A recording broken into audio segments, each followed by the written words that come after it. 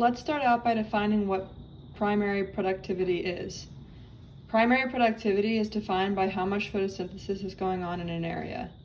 It literally means the rate at which solar energy or sunlight is converted into organic compounds via photosynthesis over a certain unit of time.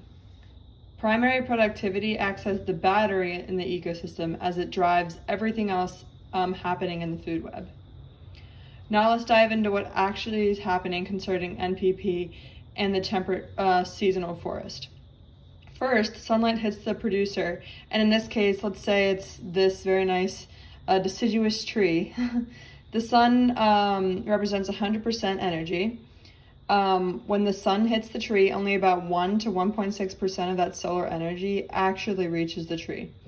The other 99% is reflected or passes through producers without actually being absorbed. When the sun hits the tree, it makes gross primary productivity, which is all the products and organic compounds the tree has made in total, or the total biomass fixed by vegetation in a given area. Secondly, the vast majority of energy from the sun through GPP is lost through cellular respiration. On average, it's only about 60% of the GPP that is lost to cellular respiration. Third, what is actually left over in the NPP, meaning that NPP is the difference between GPP and cellular respiration. On average, it is about 40% of the GPP that is actually able to support growth and production or reproduction of the producers. After that, the rest is supplied to the food chain and just moves its way up. For the temperate seasonal forest, the NPP is around 5,000 kilocalories per meter squared per year, or in other words, or other units, 600 to 1,500 grams per meter squared per year.